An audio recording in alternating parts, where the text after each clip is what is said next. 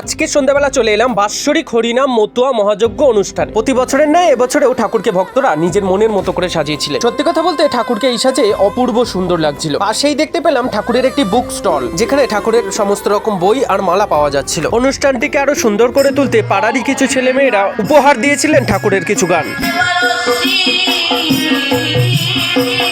এরপরেই শুরু হলো ঠাকুরের আসল অনুষ্ঠান। দূর দূরান্ত থেকে দলবদ্ধ হয়ে ডঙ্কা কাসর নিয়ে আসা শুরু করলেন ঠাকুরের ভক্তরা। দলবদ্ধ হয়ে আসা ভক্তদের বরণ করার এমন সুন্দর মুহূর্ত ক্যামেরা বন্দি না করে পারলাম না। এর মাঝে এমন একটি ভক্তের দলের আগমন হয়, যারা ঠাকুরের অনুষ্ঠানে পিতলের কলসিতে ঠাকুরের জন্য নানাবিধ উপহার নিয়ে এসেছিলেন। এর মধ্যে ঠাকুরের কত ভক্তের আগমন হয়েছে দেখুন। এদিকে কোনো ভক্ত ঠাকুরের কাছে মাতাম দিচ্ছেন, ওদিকে কোনো ভক্ত ঠাকুরের কাছে ডঙ্কা বাজাচ্ছেন। এ যেন সুন্দর এক ভক্তির মেলা। ভক্তরা যেন সম্পূর্ণভাবে ঈশ্বরের কাছে নিজেকে নিবেদন করেছেন। ঠাকুরের এমন সুন্দর কীর্তন শেষ করে চলে এলাম ঠাকুরের ভোগ নিতে। এই সেই ঠাকুরের মহাভোগ, যেখানে ছিল পোলাও আর আলুর দম, আর শেষ পাতে ছিল পায়েস। ঠাকুরের আশীর্বাদে তার সকল সন্তানরা ভালো থাকুক, সুস্থ থাকুক সকলে। ঠাকুরের মহাভোগ আর এমন সুন্দর কীর্তনের দর্শন যদি আপনারও হয়ে থাকে, তবে এমন সুন্দর ভিডিও আবার পেতে আমাকে ফলো করে পাশে থাকবেন।